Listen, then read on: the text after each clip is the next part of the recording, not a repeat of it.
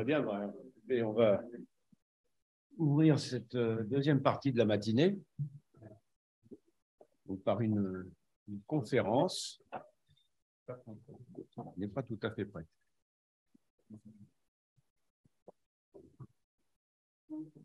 Alors moi, vous l'avez entendu, je suis urologue spécialisé en oncologie à Toulouse. J'ai été chef de département pendant assez longtemps et maintenant vice-président de l'Académie.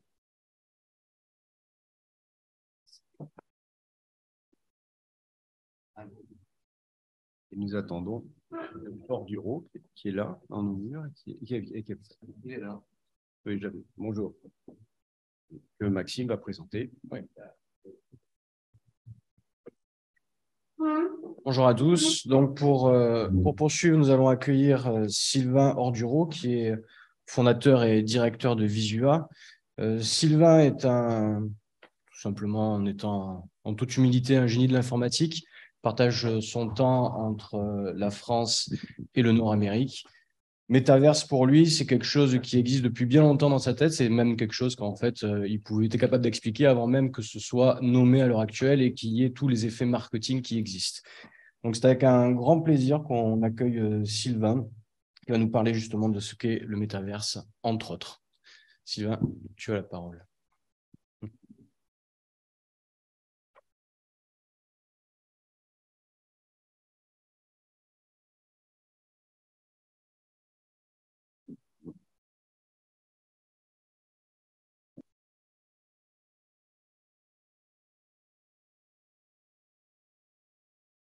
Bonjour, excusez-moi, on a une actualité qui a un peu bougé et je suis un peu en retard. Voilà. Merci pour m'avoir invité. Ce que je vais faire, c'est que je vais commencer par. Ah, pardon, voilà. Un peu plus près. Voilà. Oui, voilà. Parce que là, pardon. On va y arriver. Non, je vais lancer le bruit. Ah, ça va aller? Ah non. Ça va aller quand même. Bon, on va essayer, hein, c'est évident. Donc rapidement, aujourd'hui vous avez tous entendu parler du métaverse. L'année dernière, on commençait déjà à en entendre beaucoup parler parce que Facebook a renommé sa société. On va dire que ce qu'on appelle dans l'industrie, ils ont fait un pivot. C'est-à-dire qu'ils étaient partis sur un réseau social qui était en ligne de manière classique. Et là, tout d'un coup, ils parlent d'espaces dans lesquels des gens vont pouvoir échanger, collaborer et tout ça. Ils ont pivoté d'un point de vue communication, mais pas d'un point de vue architecture. Et en fait, le cœur du sujet de ma présentation, c'est surtout de parler d'architecture et de vous dire que déjà, vous n'êtes pas en retard. Parce que souvent, on dit, oui, la France, ils sont en retard sur plein de trucs. C'est faux. Voilà. En fait, on est peut-être en retard sur la communication, mais la communication, ça n'a pas beaucoup d'intérêt parce que moi, quand je présente des images en public ou dans les médias, si des patients appellent pour demander est-ce que je pourrais utiliser votre technologie pour sauver mon père, c'est quand même très limité. Et aujourd'hui, on a beaucoup de communication sur les réseaux sociaux où des gens annoncent des choses qui font des gros effets d'annonce. Et voilà. Donc là, aujourd'hui, on va un petit peu, en quelques minutes, ramener tout ça à de la réalité. La première chose à savoir, c'est que le métaverse, pour ceux qui connaissent un peu la science-fiction, comme les films comme Matrix, par exemple, en fait, l'idée, c'est que c'est un monde dans lequel les humains, les machines et les algorithmes communiquent. Et effectivement, aujourd'hui, au bloc opératoire, ça fait sens parce que quand vous êtes au bloc, vous devez opérer en fonction de plein de paramètres. Et les paramètres sont donnés en général par des machines et aussi par des algorithmes qui vous donnent des indications. L'effet de pouvoir travailler dans un espace virtuel va vous abstraire de la distance, vous abstraire de plein de contraintes. Et si vous avez assez de puissance de calcul, vous abstraire d'avoir des moyens colossaux au bloc. Donc avec des matériels très légers, embarqués, vous allez pouvoir faire des opérations avec un maximum d'informations. Et en fait, l'idée, c'est comment on va traiter l'information surtout. Parce qu'avoir de la 3D, c'est bien, mais l'information est quand même prépondérante parce que souvent, on a des indicateurs qui sont plus intéressants que juste la vue. Et puis, il y a beaucoup de choses qui s'abstraient effectivement de la vue. Donc, en fait, pour pouvoir agir comme ça, il va falloir créer une architecture. Et nous, justement, dans notre société, ce qu'on a créé, c'est comme un peu comme un operating system, donc un système d'exploitation.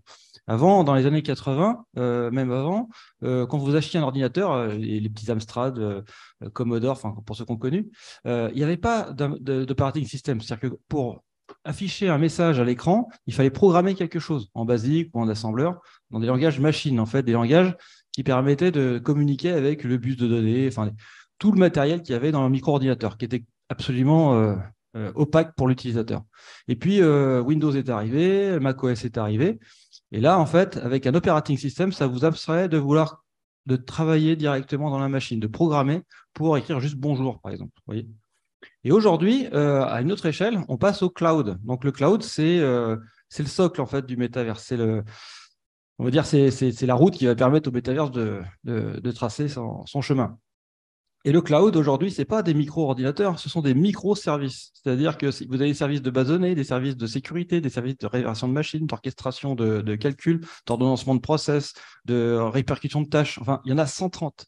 Donc, avoir un ingénieur cloud chez soi, c'est rare et ça coûte très cher. Donc, si vous êtes une société et que vous voulez développer un logiciel dans le médical aujourd'hui, si vous n'avez pas d'ingénieur cloud, c'est compliqué. Voilà, parce que développer des applications qui marcheront sur un ordinateur, c'est pas du tout future-proof, c'est pas du tout pérenne. Aujourd'hui, on passe au cloud pour justement pouvoir déployer plus facilement. Quand vous développez un logiciel, vous avez 3 phases importantes. La phase d'édition, dans laquelle tout le monde travaille sur son ordinateur, programme quelque chose. Et puis, à la fin de cette opération, on va créer un master. Donc, un peu comme si vous étiez architecte, en fait, vous travaillez à plusieurs sur différentes maps, qui est une répercussion en fait, sur chaque ordinateur, et à la fin, vous allez consolider toutes les données. Et cette consolidation de données, c'est un peu comme pour Dropbox, pour ceux qui connaissent l'expérience, vous êtes 3 à travailler sur un document, c'est le dernier qui a sauvegardé qui a raison. Donc, c'est vraiment très pénible, parce qu'on a souvent des erreurs de versionning. Donc, cette partie d'édition, elle doit ensuite se porter sur une partie qui s'appelle le déploiement, c'est-à-dire comment je vais rendre mon programme accessible à un ordinateur Mac, un Windows, un operating system sur Android, et puis différents cas d'usage. C'est-à-dire que vous avez des ordinateurs, mais vous avez aussi des consoles de jeux, vous avez aussi des téléphones portables, des casques, enfin toute une variabilité d'appareils. Et là, c'est plus 30 personnes qui travaillent sur l'édition, c'est 300 personnes qui vont travailler sur toutes les variabilités de systèmes qui existent. Ça, c'est le déploiement. Donc, vous imaginez le coût déjà de production d'un logiciel. C'est dément. Voilà.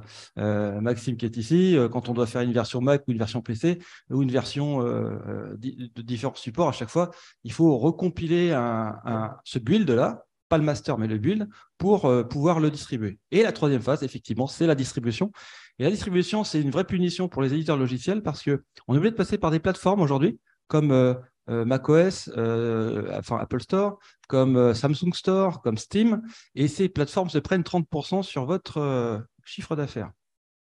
Donc effectivement, ça fait beaucoup. Dans l'univers du jeu vidéo dans lequel je viens, un budget pour un AAA, pour un jeu de vidéo, un gros blockbuster, hein, genre Assassin's Creed Unity ou pour ceux qui connaissent GTA, c'est 500 millions de dollars. Alors, quand on va ramener ça maintenant à notre échelle, quand vous êtes chirurgien, et puis vous dites, tiens, je ferais bien un logiciel pour tel type d'opération, faut savoir que ça va coûter un œil, peut-être voir plus. Donc là, on a l'exemple d'une société avec qui on a travaillé à La Rochelle qui s'appelle Abyss Medical. On en a maintenant de plus en plus parce qu'à Saclay, par exemple, dans le bastion de Saclay, il y a 40% des startups qui se lancent dans le médical. C'est fantastique. Bon, il y a des problèmes encore de régulation et de certification, il va falloir les aider parce que là, pour le moment, c'est pas simple.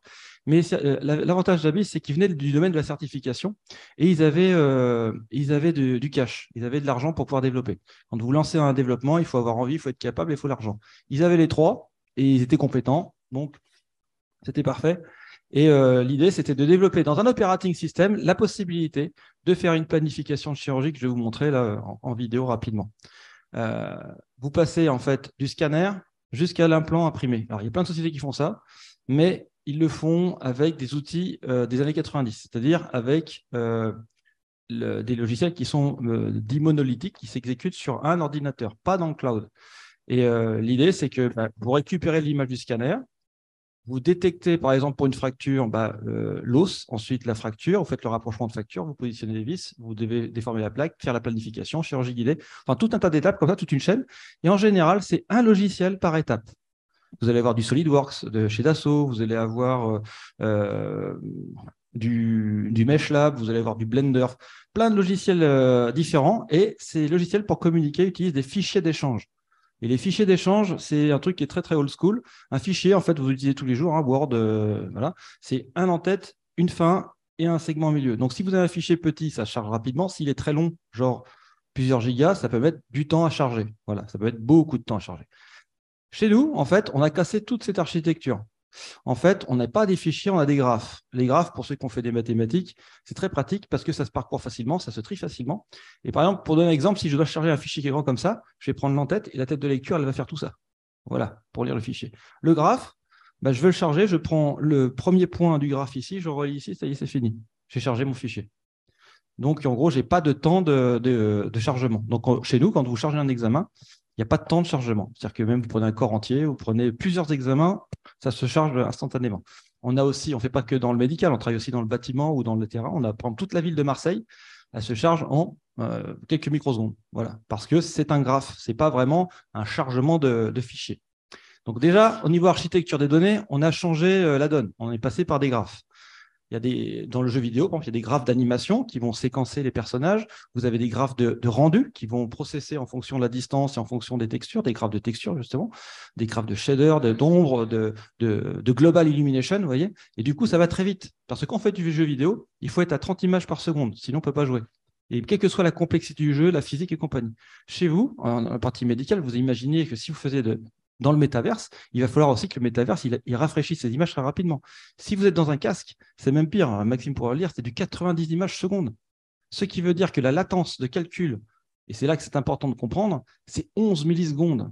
C'est-à-dire qu'entre le moment où je bouge ma tête, j'envoie le signal au serveur pour qu'il comprenne que la caméra virtuelle elle a changé et qu'il faut changer l'image ici, et le calcul, c'est 90 fois par seconde, c'est 11 millisecondes. Donc, l'intérêt, par exemple, d'infrastructures comme la 5G nous permettent de réduire le temps de communication.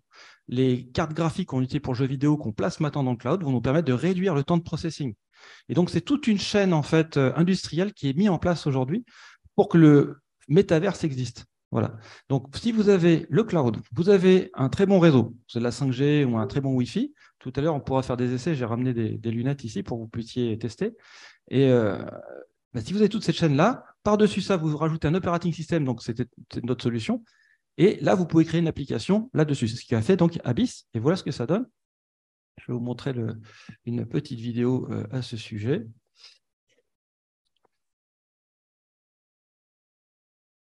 Ouais, allez-y, allez-y. Zoom. Ah oui, c'est vrai. Partager l'écran. Voilà. Merci. Alors, la vidéo, on pourra vous envoyer le lien parce qu'il est en ligne. Donc, l'idée, c'est effectivement d'avoir des humains dans un espace virtuel avec des constantes et des données qui arrivent de machines ou qui arrivent d'algorithmes. Et en fait, l'idée, c'est de pouvoir accéder instantanément à une information sans avoir à télécharger une application, sans avoir à télécharger le patient. Tout se passe comme si vous étiez sur un navigateur Internet. Et d'ailleurs, dans les lunettes, vous voyez un navigateur Internet au départ pour pouvoir manipuler. On s'est manipulé beaucoup en 2D parce qu'on a appris à lire en 2D, voilà, tout simplement. Et pour la 3D, c'est uniquement au moment où il va falloir prendre des décisions sur des actions. Et donc, en fait, tout le processing qu'on a ici permet en fait à l'utilisateur, en chargeant un examen, de lui préparer en fait toute la séquence. Au lieu de passer d'un logiciel à l'autre, ce sont des intelligences artificielles qui viennent directement processer chaque étape. Et le chirurgien, lui, derrière, va valider chacune de ces étapes. En fait, là où les concurrents mettent 10 jours et le patient, il faut qu'il attende 10 jours, qu'il reste à l'hôpital, qu'il prenne des médicaments, là, c'est 14 minutes. Alors, 14 minutes, c'est encore un peu long, mais 14 minutes, c'est parce que les étapes doivent être validées par le chirurgien au final, car effectivement, l'intelligence artificielle fait des propositions, et ces propositions, elles doivent être validées. En aucun cas, on a un robot qui opère tout seul, ça n'existe pas encore, et pas avant un très long moment. Oui, parce que tout à l'heure, je vous parlais juste une petite aparté.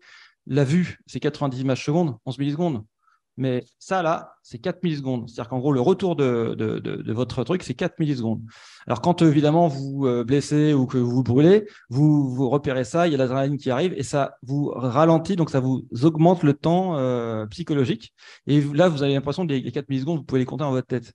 C'est ça le principe. Les robots, eux, ils sont à 150 millisecondes, les DaVinci et tout ça. 150 millisecondes, donc vous êtes en dessous de la valeur, vous n'aurez pas de retour de force. Pour avoir des retours de force, il faut descendre à 4 millisecondes. Dernièrement, on a vu un robot qui faisait quelque chose d'assez extraordinaire. On prenait une saucisse, vraiment une saucisse de Francfort, vous la balancez sur une machine à commande numérique et la commande numérique s'arrête. Et il n'y a pas une égratignure sur la saucisse. Voyez, donc, ce qui veut dire qu'on a réussi à fabriquer des robots à moins de 4 millisecondes de latence.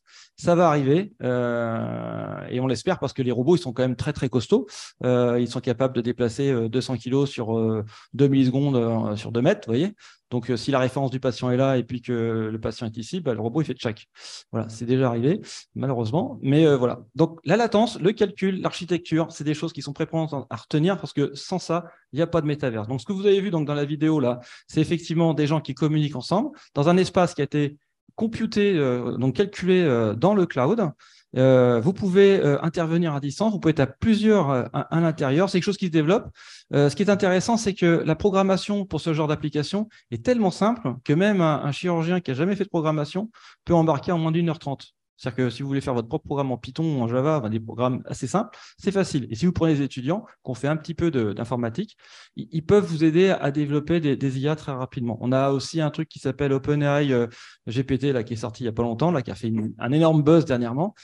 C'est ce genre de choses qui vont vous permettre en décrivant votre logiciel, vous permettre de créer des solutions pour des temps opératoires particuliers ou des choses comme ça. Donc, n'hésitez pas à me contacter si vous avez des questions à ce sujet parce que c'est des choses qui nous intéressent beaucoup. Ce n'est pas distractif du tout. J'ai eu des bureaux à Paris-Descartes pendant 12 ans avec certains amis ici et je ne suis pas du tout médecin, je ne suis pas du tout docteur. J'ai joué à ça quand j'étais petit, mais bon, voilà, c'était ma vie. Mais en revanche, on est là vraiment pour ça. Nous, ça challenge notre technologie. Ça nous aide aussi à répondre à des besoins qui dépassent un peu ce qu'on peut rencontrer dans le bâtiment, dans la culture, dans l'industrie. Et l'idée, c'est de développer effectivement une chirurgie 4.0, donc avec les mêmes critères que l'industrie, et développer avec vous des applications avec des étudiants. Et voilà. Et la programmation, c'est quelque chose de relativement fun. Hein. C'est pas du tout rébarbatif. Voilà. Et puis voilà, il faut se lancer et il ne faut vraiment pas hésiter à nous contacter à ce sujet. Voilà.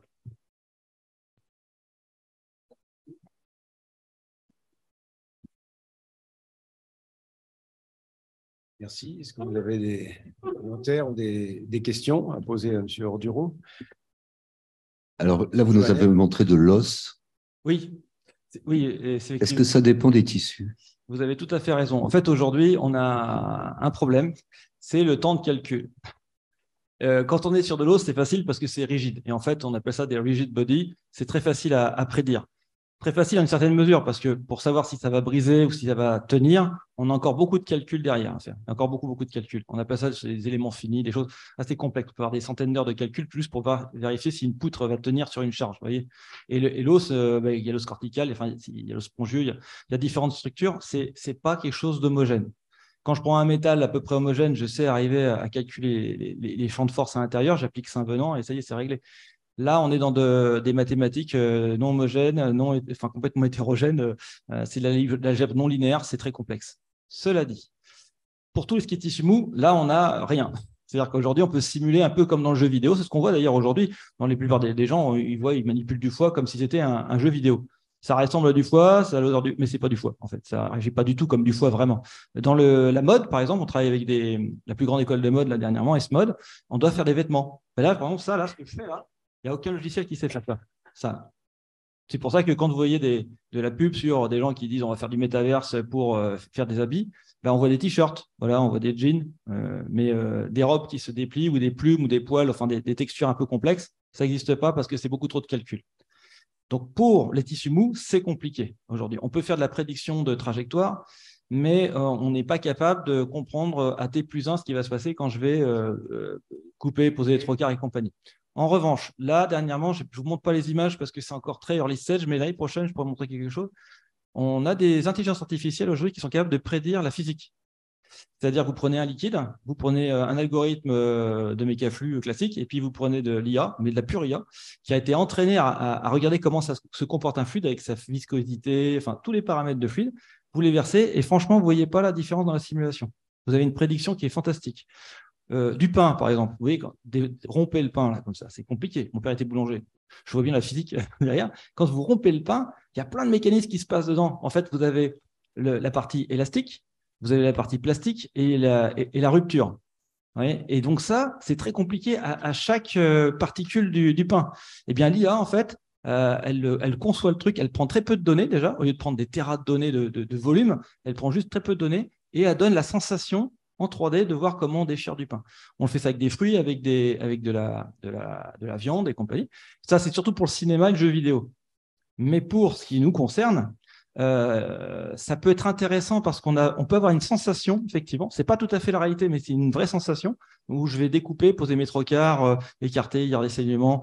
Il peut y avoir aussi du gaz, enfin de la vapeur côté résultat. En fait, l'idée, c'est d'avoir une vraie simulation au plus proche pour notamment aussi impressionner et puis avoir les bons réflexes. Ça ne sera pas tout à fait la réalité, mais ça sera très bien pour la simulation et l'entraînement. Ça sera très, très réaliste. Voilà, donc la physique, c'est quelque chose qui doit être travaillé encore en parallèle et ça va prendre encore un peu de temps. Voilà. Oui, moi, j'ai deux questions. En tout cas, je m'en souviens au moins d'une. Oui, je m'en souviens au moins d'une. Pour les retours de force, oui. Il y a un des robots généralistes qui s'appelle Transenterix et qui a du retour de force. Oui. Alors, il marche à 4 milli. Il doit être en dessous de 4 millisecondes, en fait. En fait, vous, c'est 4 millisecondes. Donc, si vous voulez une sensation… Et DaVinci, c'est 150. Pour le moment, c'est 150. Oh. Non, mais en fait, le problème, c'est un problème d'architecture aussi. C'est pareil, c'est que quand vous avez fait une grosse boîte, vous avez fait des investissements dans des solutions techniques, c'est difficile de pivoter.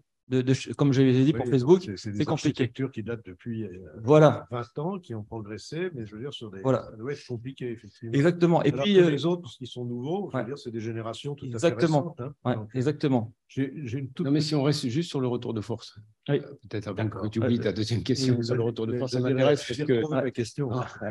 Voilà. Le retour de force, moi j'habite à Toulouse, et les usines Airbus, et ils travaillent sur des ailes qui sont immenses et l'homme ne peut pas aller, donc ils envoient des endoscopes. Et moi, je croyais savoir que depuis au moins 10 ans, ils avaient ce retour de force. Je crois même que c'était un brevet du commissariat à l'énergie atomique. Ils étaient capables de travailler et de commander à distance. Ils sont capables de travailler et commander à distance leurs endoscopes avec cette sensation de retour de force parce qu'ils travaillent sur des structures qui sont très fragiles. Si c'est effectivement si on met les moyens, il n'y a pas de problème. Seulement, voilà, quand vous allez voir DaVinci, je veux dire, le patron, j'allais prendre mon petit déjeuner une fois par an à Stanford pour le voir, et il disait, mais si on met du retour dans DaVinci, est-ce que je vais vendre plus de robots? Ouais, oui. Enfin, voilà, c'est tout. Donc, c'est un peu comme prendre 2 petits déjeuners par an. Non, mais en fait, c'est toujours la même chose, c'est que pour un bénéfice qui demande quand même un peu de technologie quand même, ils n'étaient pas prêts à engager autant d'argent parce qu'à l'époque, ils n'étaient pas encore rentables. Alors, je ne sais pas où ils en sont encore aujourd'hui, mais là, ils sont rentables. Mais est-ce que le coût de développement est utile? Et moi, je pense qu'ils vont y arriver forcément parce que bon, c'est vrai que les chirurgiens, enfin ceux qui connaissent, s'exercent avec l'œil. En fait, c'est vrai que c'est intéressant. Mais la chirurgie de l'enfant à Necker, hein, c'est… Parce qu'il y a les extensions d'indication. Bien sûr. On n'imaginait même pas à l'époque. Tout à fait. Oui, ils trouveront peut-être d'autres appareils. Oui, mais dans l'industrie, de toute façon, il n'y a pas le choix parce que là, on fait voler des avions. Il y a 300 personnes. Donc, si derrière, on n'a pas vraiment… en 4.0, on n'a pas suivi tous les process, l'avion il décolle pas, donc ils ont forcément mis les moyens pour avoir du retour de force, mais c'est pas… Oui, enfin, de toute façon, c'est démultiplié dans les commandes d'avion. On peut avoir des retours de force simulés. Bien sûr. Mais c'est la latence en fait qui compte. La latence. Oui, la latence. Moi, j'avais une question, c'est quand on voit cette complexité dont vous nous parlez, ça nous fait penser à comme ça. Pourquoi je veux dire à des solutions mathématiques autour des fractales. Exactement. Alors, en fait, la dérivée de ce qu'on a parlé tout à l'heure sur l'IA, qui simule de la physique, c'est dérivé effectivement des fractales. C'est-à-dire que les fractales ne vont pas vous donner un résultat net, mais il va donner une texture de résultat. Ouais. On fait ça pour la prédiction, par exemple, des hausses de courant. pour plein de, enfin, on le fait aussi même pour le cœur, hein, pour et plein de prédictions, la météo, beaucoup. Mais là, les fractales sont maintenant vraiment dépassés par les IA parce que non seulement la texture, mais la probabilité est vraiment nettement supérieure. En fait, ça a accéléré depuis 2016. Donc, les cartes de jeux vidéo ont shifté vers cet univers d'intelligence artificielle. On a Yann Lequin, qui est donc notre champion français, qui est devenu le référent chez Facebook, justement, pour l'IA. Et de tous ces algorithmes, en fait, machine learning, deep learning, tout ce qu'il a créé aujourd'hui, il y a plein de moteurs. Il n'y a pas que machine learning, deep learning, il y en a une tonne. Et dedans, on a des chances qui sont de plus en plus précis pour des tâches précises. On ne peut pas utiliser toujours le même moteur pour différentes tâches. C'est vraiment des choses très spécifiques. Ça s'est beaucoup complexifié. C'est un métier qui commence vraiment à rentrer. Il y a de plus en plus de formations à ce sujet. Ce qui est intéressant, c'est qu'aujourd'hui, avec Internet, il y a beaucoup de tutos. C'est-à-dire qu'on peut se former assez rapidement. C'est-à-dire qu'on peut aussi shifter de carrière. C'est-à-dire que des gens qui travaillent dans un domaine, bah, du coup, ils peuvent faire un peu d'intelligence artificielle pour peu qu'ils savent motivés et curieux, quoi. Voilà. Maxime Roch. Tu dis quelque chose sur la. J'étais très intéressé par le commentaire sur la biomécanique qui intègre le retour haptique, mais aussi la prévision en bloc opératoire avec la difficulté qu'on a sur les modèles viscoélastiques. Et donc, tu es en train de dire que là où on n'a pas été où on n'est pas capable de vraiment modéliser en mécaflux, en mécanique des fluides, un comportement, grâce à l'IA, on va pouvoir le faire.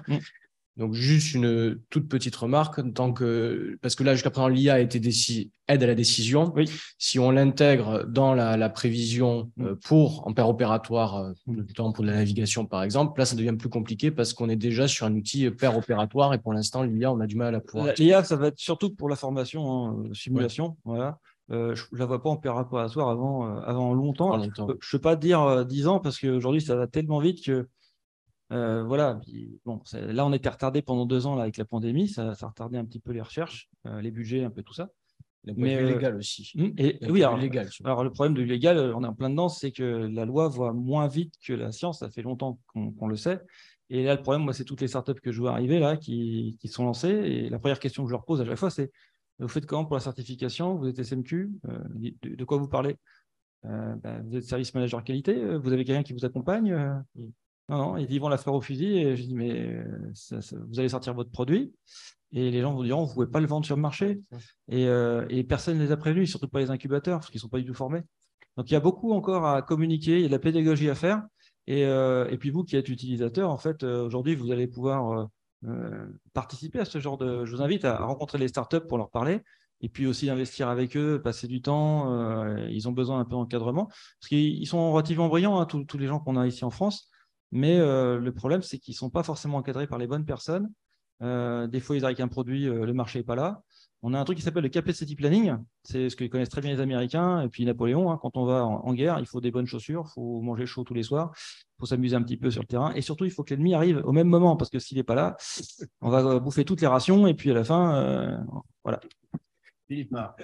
Oui, je voulais saluer votre présence. C'est la deuxième fois que vous venez. La première fois, c'était à l'invitation dans le Virag. C'est vrai. Et vous voyez qu'en 6 mois, l'Académie a bien avancé grâce à votre démarche. J'en prie. Il y avait ce jour-là Cindy Crawford, comment est-ce qu'il s'appelle? Cyril Crawford. Cyril Crawford, qui représentait Dassault Systèmes, que j'ai contacté, qui nous a introduit à Dassault Systèmes, et l'Académie est en train de s'initier, de s'ouvrir au métavers et à toutes ces nouveautés informatiques. Tout à fait. Et je vous remercie parce que ces jours-là, j'ai rencontré Cyril. Et Cyril fait partie de ces gens brillants chez Dassault qui comprennent qu'il va falloir changer d'architecture. Les outils de Dassault, qui sont un fleuron de l'industrie française, on souffre d'un legacy. C'est-à-dire ils ont un héritage sur le développement qui est un peu vieillot. C'est-à-dire qu'ils continuent à travailler sur des logiciels des années 90. Et on essaye de les faire shifter justement vers ces technologies du cloud et non pas de prendre les outils monolithiques et de les mettre dans le cloud. Ça ne marche pas. C'est comme les ronds et les carrés. C'est pour ça qu'on va à l'école, on apprend à ne pas se tromper de forme. Vous voyez. Donc, voilà. En tout cas, c'est intéressant, c'est qu'avec Cyril, on échange énormément. On a rencontré qu'on s'appelle donc le numéro 2, enfin celui qui va s'occuper de la santé, donc celui qui vous intéresse le plus, Patrick Johnson. Voilà. Oui, Patrick Johnson. Oui, Patrick, on se connaît depuis 20 ans. Et on se tire la bourre, en fait, on va dire. Non, mais on s'adore. Et l'idée, c'est effectivement qu'on a toutes ces startups en France. On a tout ce savoir-faire en santé, en chirurgie. On a du matériel exceptionnel. Moi, je suis soigné en France, hein, même si je vis la moitié de mon temps au Canada, puisque les jeux vidéo, c'est le Canada, 780 boîtes de jeux vidéo au Canada. En France, on n'a pas beaucoup, pas assez en tout cas. Donc, on forme des ingénieurs gracieusement avec nos impôts, et après, ils partent au Canada. La moyenne des salaires dans nos équipes, c'est entre 150 et 150 000 euros, vous voyez, par an. En France, c'est combien d'ingénieurs? 80 000 max. Alors, en fait, au Canada, ils ont un crédit d'impôt qui leur permet de rembourser 75% sur les investissements en innovation. On n'a pas ça en France.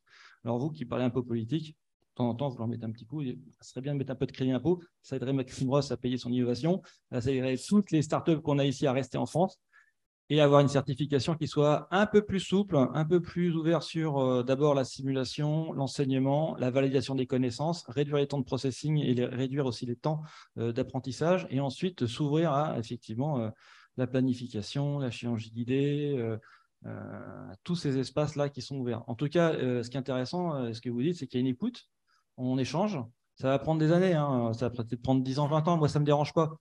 Il y a une vingtaine d'années, quand j'étais avec mes copains chinois, ils me disaient, tu sais, un jour, on sera champion du monde. Pas demain, mais dans 30 ans.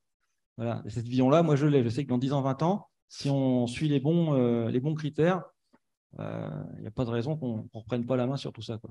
Je rebondis à l'instant sur… Oui, j'allais dire, c'est Pascal Reichmann qui va assumer la correspondance entre Dassault Systèmes et l'Académie avec Maxime Ross. Oui, avec plaisir. Ouais. Mais justement, alors quand on discute avec Dassault Systèmes, toutes les 3 phrases, il y a le mot jumeau numérique. Oui, c'est la phrase bullshit qu'on connaît tous, hein. Alors, oui, non, en fait, c'est bullshit aujourd'hui, mais en fait, c'est vrai que dans le futur, on aimerait avoir un jumeau du patient sur lequel on va pouvoir… du patient ou de l'organe. Oui, ou de l'organe, oui, tout à fait, parce que dans l'hôpital qui va se construire en nord de Paris, c'est ça, l'idée, c'est de prendre des organes, de les simuler, de les traiter virtuellement, soit du cœur. Donc, on a des modèles sur lesquels on discute en ce moment avec Dassault Systèmes à ce sujet, parce que nous, c'est des choses qu'on connaît très, très bien. Le problème, comme je l'ai dit, c'est un problème d'architecture. Vous pouvez employer le terme jumeau numérique, digital twin, tout ce que vous voulez. Si derrière, vous n'avez pas une architecture pour pouvoir le traiter, ça ne sert à rien. C'est-à-dire que vous pouvez mettre tous les algos de la Terre. Si vous n'avez pas une architecture qui peut le supporter, ça ne marchera pas. L'exemple que j'ai donné la dernière fois et que je vais vous redonner encore aujourd'hui, c'est Le Mans en 66. Vous êtes Monsieur Ford, l'homme le plus puissant du monde. Donc, on pourrait imaginer que c'est Monsieur Dassault, Bernard. Voilà. Et il dit, voilà, on ne vend pas assez de voitures. Pourtant, c'est quand même le numéro 1. Et il dit, on va faire des courses de voitures de sport. On va faire Le Mans. Sauf que Le Mans, pour faire Le Mans, en ce moment, il y a les Italiens et Ferrari qui remettent des mines à chaque tour parce qu'eux, ils ont des voitures de sport, des vraies voitures de sport. Donc, pour faire une voiture de sport, il faut tout casser. On casse toute l'architecture. Voilà. Casser le châssis, le moteur, la carburation, les huiles, les amortisseurs, la pneumatique, l'hydrodynamique, le pilote, tout. Vous changez tout. Vous avez une voiture et ils ont créé la Ford GT. Ça leur a pris 4 ans, 250 millions de dollars. Ça aurait coûté des milliards aujourd'hui. Voilà. Mais pour arriver à de la performance, pour pas que votre voiture fasse pot de yaourt dans les virages ou dans les chicanes, il faut casser l'architecture. Et là, que les industriels français n'auront pas compris qu'il faut changer d'architecture, qu'on n'est plus dans les années 90, on aura passé une étape. Donc nous, l'avantage, c'est qu'on est fondé aujourd'hui, on a de l'argent pour les prochaines années. On n'a pas été fondé par un fonds français ni un fonds européen, malheureusement, parce qu'ils n'ont pas les éléments de langage, ils n'ont pas la culture. Donc j'ai une société américaine qui a investi dans ma société au Canada. Mais vous voyez, je suis encore ici en France parce que, comme je vous l'ai dit, les ingénieurs sont formés ici, les médecins sont formés ici. Vous n'avez pas assez de médecins aux États-Unis, donc ils développent la simulation. C'est pareil à tous les étages. Et puis, la formation est quasiment gratuite en France. Aux États-Unis, les écoles, ça coûte très, très cher. Et donc, ça abstrait beaucoup de population de ne pas pouvoir aller à l'école. Donc, ce qui est un peu ennuyeux, c'est de former des gens gracieusement avec nos impôts et les voir partir à l'étranger, développer des choses qui ne sont pas forcément plus future-proof. Dans le jumeau numérique, il y a le domaine effectivement de l'anticipation chirurgicale, on va dire, voire de la simulation, de l'entraînement avant la chirurgie ou de la formation des jeunes. Mais il y a aussi éventuellement l'intégration d'images à l'intérieur des systèmes thérapeutiques et de pratiquer la navigation chirurgicale. Bien sûr. Et dans ces images qu'on va intégrer, elles auront différentes origines. Différentes structures. Il n'y a rien à voir entre une IRM et un PET scan ou quelque chose comme ça. Et pourtant, c'est l'addition de ces images qui peut approcher au plus près la réalité, à la fois la réalité de l'organe, mais également de la tumeur à l'intérieur de l'organe. Tout à fait. Et l'apporter dans une machine qui est conçue pour un traitement spécifique en général, robotisé. Alors, c'est un point intéressant, c'est ce que je vous ai expliqué tout à l'heure, le problème, c'est les fichiers. C'est-à-dire que les fichiers sont de différentes natures. Donc déjà, vous êtes sur du voxel, donc les volumes éléments quand on est sur de la modalité de volume, IRM, scanner, et encore IRM quand c'est une séquence 3D, parce que quand c'est une séquence classique, c'est juste de la coupe. Le scanner volumétrique, bon, lui, c'est généralement des coupes qui sont soit isotropes, soit anisotropes, donc on se débrouille. Mais en fait, l'idée, c'est que chez nous, quand vous rentrez dans le fichier en question, il est transformé en graphe. Donc, quelle que soit sa nature, il est compris. Donc, vous n'avez pas à vous embêter à se dire « Ah, comment je lis ce fichier là? C'est une machine Philips, là, c'est une machine Siemens. Je sais qu'il y a une variabilité, il y a un tag qui ne va pas, le fichier ne se charge pas. » Après, c'est 32 bits, 16 bits, c'est marqué. En fait, franchement, quand vous utilisez OSIRIX, c'est un cauchemar. C'est Little Indian, Big Indian, c'est-à-dire qu'en gros, les fichiers, soit ils sont montés avant, soit arrière. Mais tout ça, vous n'avez aucune idée. Donc, chez nous, en fait, c'est abstrait. C'est-à-dire, vous mettez votre fichier, c'est traité, et vous pouvez combiner dans la même scène de l'IRM, du scanner, du PET, tout ce que vous voulez. Vous pouvez mettre plusieurs examens. Avec Ronald de Virac, par exemple, on a 3 temps dans ces camions de graphie. Il y a le remplissage, l'examen complet. Donc, il y a 10 cc, 80 cc, 60 cc, le tardif. Voilà. On est capable de les mettre ensemble.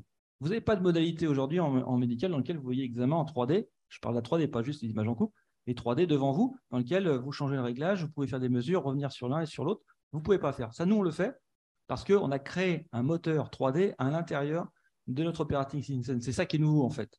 Le fait d'avoir pensé que notre operating system serait 3D, c'est une sorte de Windows 3D, personne ne l'avait fait. Google a annoncé qu'ils allaient faire un operating system dans le cloud, mais il ne sera pas 3D. Apple a annoncé qu'ils allaient faire un moteur 3D, mais il ne sera pas dans le cloud. C'est bête.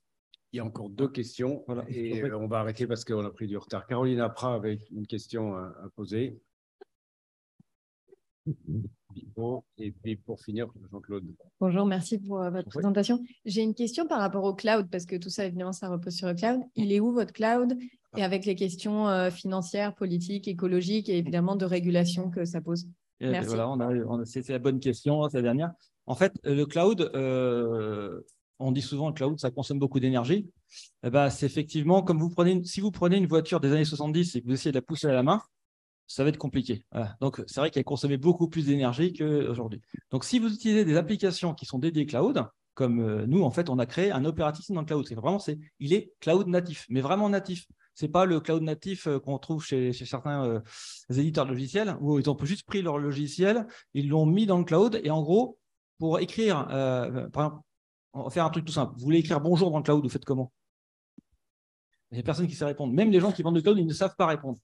Pour écrire juste bonjour dans un métaverse, aujourd'hui, ce que font les concurrents, c'est qu'ils prennent un logiciel sur le PC, ils créent un petit package, ils vont écrire cloud dedans, bonjour, et ensuite ils vont l'envoyer dans le cloud, ils vont réserver une machine virtuelle, donc comme un PC réel, mais virtuel, et ils vont exécuter le programme à l'intérieur avec un operating system. Donc vous consommez une machine, un operating system, une application juste pour écrire bonjour. C'est $40 de l'heure. Ça ne va pas, ça n'a pas de sens. Et c'est ce que font les Microsoft, les machins, tout ça. Et je travaille avec eux. Pourtant, je leur dis, les gars, reprenez l'usage de votre cerveau parce que ça, personne ne va payer $40 de l'heure. Abyss Medical, ils ont 40 ingénieurs. Ils payent $15 000. Ils ne payent pas 100 000, 200 000. Ils payent $15 000 seulement. Pourquoi? Parce que nous, sur une machine, dans le cloud, on peut mettre plusieurs applications et plusieurs utilisateurs. Donc, nous, notre machine, on la paye 80 cents de l'heure. Et bien, je divise ensuite par le nombre d'utilisateurs et je m'aperçois que je consomme des centaines de fois moins. En 2017, on a eu une proposition de rachat d'un grand groupe parce que justement, on avait cette technologie-là et ils s'étaient dit, ça va nous servir. Le prix était beaucoup trop bas. Mais voilà, donc l'idée, nous, on est là pour utiliser le cloud au plus économe et avoir une empreinte carbone qui soit minimisée. Je vous donne un exemple aussi, ce n'est pas la peine de dire faut couper le chauffage et compagnie. Vous prenez Fortnite, c'est 20 millions de joueurs par jour, Fortnite. Ça consomme entre 300 et 800 watts de l'heure. Il y a un problème. Comment on peut jouer à des jeux vidéo qui consomment autant? Une lampe dans un jeu vidéo consomme autant qu'une lampe là, en fait. C'est idiot. Hubert Jeannet. Voilà. Oui, sur l'innovation, on peut vous rassurer parce que le président n'est pas là parce qu'il a rendez-vous à l'Élysée aujourd'hui. Il va évoquer ce sujet. Et on a un autre rendez-vous au plus haut niveau sur l'innovation ce mois-ci. Ma question est la suivante. J'ai cru comprendre que dans l'IA, ce n'était pas clair qu'il y avait un trou noir. C'est vrai, c'est pas vrai. Alors, ça a des conséquences juridiques. En fait, il faut savoir un truc, c'est que l'IA, Quand vous programmez un logiciel en BASIC, par exemple, à l'époque, donc il y a 80 ans, en BASIC, c'est des lignes d'instruction qui se suivent. Vous avez un bug, vous arrêtez la ligne d'instruction, vous voyez l'erreur, vous corrigez et vous continuez votre programme. Ensuite, il y a les modèles compilés qui, en gros, on va créer un langage dit évolué et puis ensuite, on va réduire ce langage avec quelque chose de digeste à la machine. Mais même ça, quand il y a une erreur, on est capable d'aller dans la zone mémoire et de repérer la mémoire où ça a planté. Avec l'IA, c'est beaucoup plus compliqué. En général, quand l'IA qui a appris, par exemple, vous prenez une IA qui, par exemple, s'amuse à attraper quelque chose. On va lui apprendre à attraper un objet.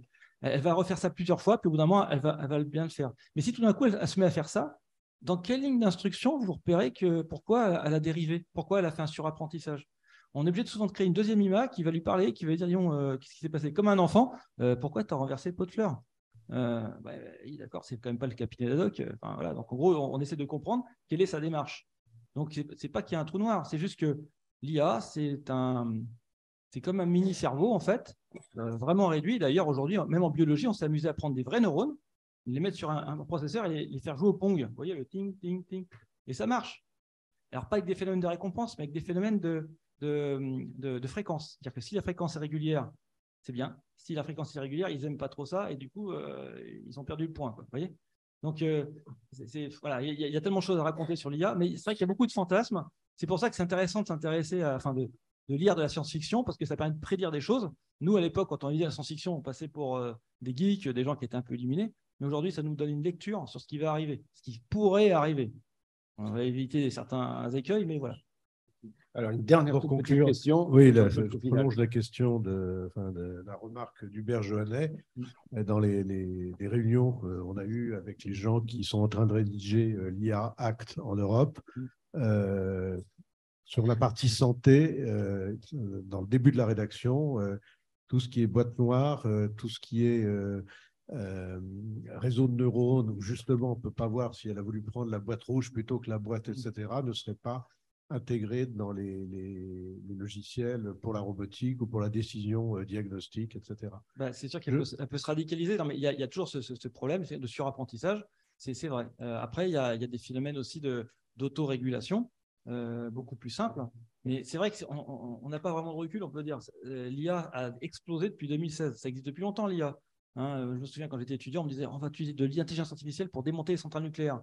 Aujourd'hui, elles sont toujours là, elles sont à moitié en panne, et on n'a toujours pas trouvé de solution. Ce n'est pas avec de l'IA qu'on va faire ça, c'est avec du bon sens, tout simplement.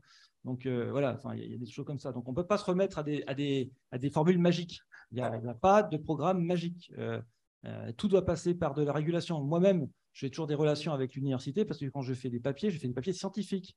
Voilà, même avec ESMOD, on sort une machine qui va faire des mesures, et puis on va vérifier que les mesures sont aussi bien que celles des humains. Donc, vérifier déjà les humains la variabilité de la mesure, et puis chez la machine, quelle est sa variabilité, est-ce qu'on gagne en performance, est-ce qu'on gagne en mesure. Mais à chaque fois, il faut un organisme universitaire ou académique qui doit valider les process. Alors, ça prend du temps, et c'est pour ça que je vous dis, ça va se prendre sur 10 ou 20 ans. Il n'y a pas d'urgence. Clairement, il n'y a vraiment pas d'urgence. On a déjà du très bon matériel, on a des bons professeurs. Ce qu'il faudrait, c'est éviter l'hémorragie déjà d'avoir nos enfants partir à l'étranger pour des meilleurs salaires parce que les conditions sont meilleures. Merci beaucoup. Voilà. Merci beaucoup. C'était très, très enrichissant. J'ai l'impression qu'à chaque fois que vous viendrez ici, on sera enrichi de votre expérience et vos commentaires. Il n'y a pas de conclusion. J'ai l'impression que c'est surtout une immense introduction aux années à venir et que les choses vont s'accélérer et vont, comme ça a été dit, beaucoup nous intéresser au plan des sciences de la vie et en particulier de la santé. Merci de cette conférence. Je pense que nos jeunes oreilles qui sont ici présents ont été inspirées pour un moment.